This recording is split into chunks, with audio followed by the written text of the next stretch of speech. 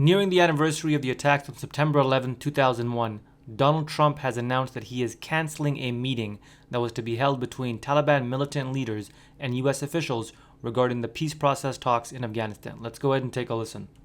They're dead. They're dead. As far as I'm concerned, they're dead. They thought that they had to kill people in order to put themselves in a little better negotiating position.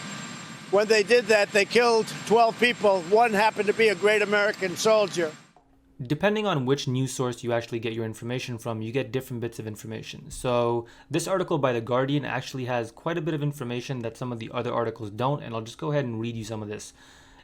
The Taliban, after Trump called off the peace talks, issued a statement saying that an agreement had been finalized and the talks had ended in a good atmosphere, but that the deal had been sabotaged by Trump. Furthermore, President Ghani had been opposed to the U.S. Taliban deal negotiated in Qatar by the U.S. Special Envoy because the Afghan government had been excluded from the talks, and the agreement reportedly gave no guarantees on the holding of this month's elections or the survival of the Kabul government, nor did it commit the Taliban to talking directly to Ghani or his ministers. Finally, and this is a quote, to satisfy his own ego and narrow political interests, Trump was willing to host the Taliban at Camp David and force the Afghan government to agree to a deal that benefited the Taliban only, according to a former U.S. Special Advisor on Afghanistan and Pakistan.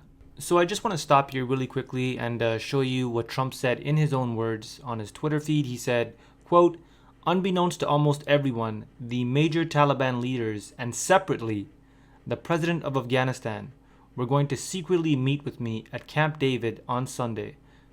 So note the word separately there. Both the Taliban leaders and President Ashraf Ghani were going to come to the same place, but that they were not going to be in the same room together. They were not going to meet and talk to President Trump together. That President Trump was going to talk to these people, that the United States was going to talk to the Taliban and the Afghan government separately, that the Afghan government had absolutely no part in this negotiation process.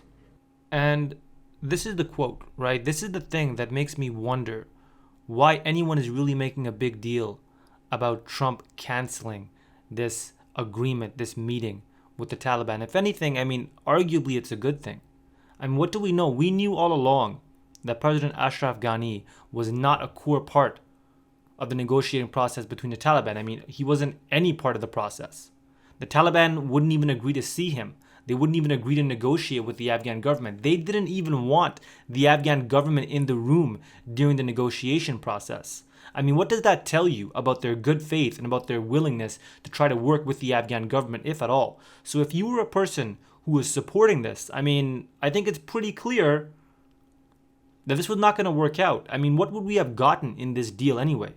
This secret agreement that they made, which excluded the Afghan government, gave absolutely no guarantees to the Afghan government or the Afghan people, and ultimately was just a way for the Taliban to position itself as a legitimate political party. Because currently what the Taliban is trying to do, is one of the things they're trying to do, is they're trying to position themselves as a viable political party which Afghans can vote for. Now, whether or not you think that's a good idea, whether or not you support that or not, whether or not you think that's a disaster, the point is this was a huge success for the Taliban. They were able to exclude the Afghan... I mean, just understand the absurdity of this. Understand the absurdity of the United States even agreeing to these terms.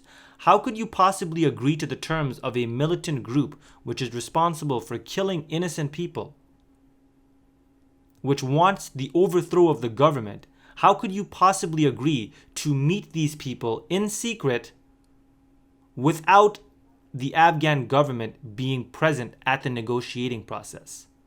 Really? You're not going to have the Afghan government play the lead role in the negotiating process? You're not going to demand that the Taliban must talk to the Afghan government?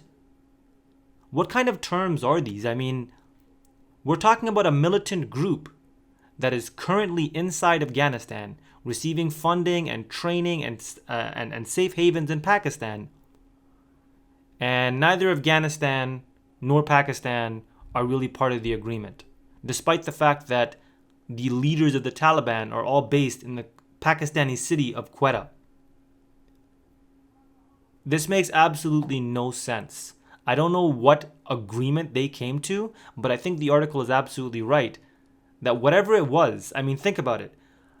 Exactly what would the Afghan government get out of this deal if they weren't even in the room to negotiate their terms? The United States was negotiating for the Afghan government, and we all know that the United States does not have the Afghan government's best interests at heart. What the United States has is its own best interests at heart. So what the United States was doing in that room was they were negotiating for themselves, the Taliban were negotiating for themselves, and the Afghan government and the Afghan people had nothing. They did not have even a single voice in that room. And so when the United States comes out here and said that they're fighting for the Afghan government, they're fighting for the Afghan people, and they're fighting for stability in the region, that is complete bullshit. I don't know what they agreed to. I don't know what terms were finalized.